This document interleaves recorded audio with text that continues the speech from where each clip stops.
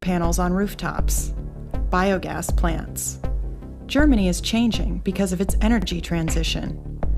But what does energy transition really mean? Why is it so important now? And where are the opportunities and challenges? We need energy in all areas of life, for transportation, and as heat and electricity. Today, we get most of our energy from fossil fuels. But there are many arguments against the use of fossil fuels. Two of the most important factors: since the beginning of industrialization, we burn more and more fossil fuels, releasing large amounts of carbon dioxide. This increases the greenhouse effect, which is causing the Earth to heat up rapidly. We have induced man-made climate change, which dramatically changes our planet's natural processes and creates a number of problems. Fossil fuels are finite. Especially the amount of available oil, our main energy resource, is decreasing rapidly. There is still some oil left, but exploitation is becoming increasingly expensive, unsafe, and dangerous for the environment. Both factors are exacerbated by rapid economic development in emerging countries. The result: accelerated climate change and increasing resource scarcity. To curb this trend, a massive shift in energy policy is essential. Nuclear power is no solution. The catastrophe of Fukushima has shown this once again.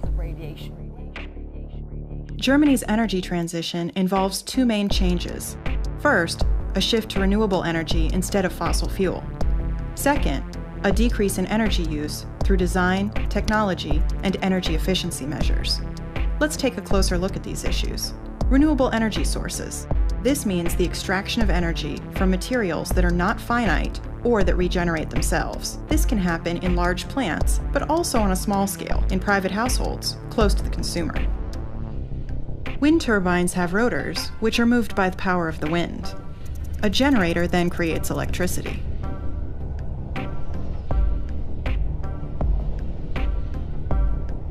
Similar to wind power, in hydroelectric power stations, kinetic energy drives a generator, which produces electricity. Wave and tidal power plants use the natural movement of the sea. There are two major forms of solar energy. Solar collectors heat a transmission medium with the sun's energy. On a small scale, this includes hot water heaters for individual households. On a large scale, concentrated solar power plants produce electricity. Solar photovoltaic cells convert the sun's rays directly into electricity. These systems are often installed on rooftops. Geothermal energy can also be absorbed by collectors. Just a few meters below the Earth's surface, the increased temperature can be high enough to supply the heating for private households.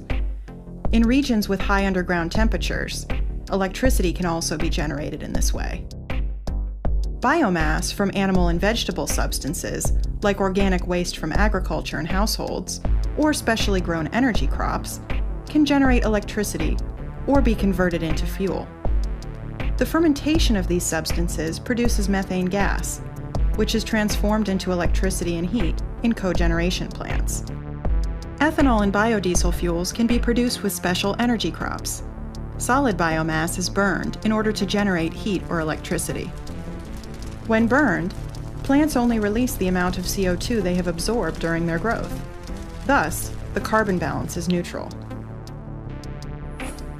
From the energy source to the consumer, energy runs through various conversion processes. In each of these steps, energy is lost. To increase energy efficiency means to minimize these losses, or in other words, to win as much net energy as possible from the original energy source. Many losses in industry and households can be avoided. In electricity production and in many industries, a great amount of heat is released as a byproduct. Heat and power cogeneration uses this energy to heat the surrounding community. Old appliances with a high power demand can be exchanged for more efficient ones. This decreases power consumption and lowers costs for the consumer.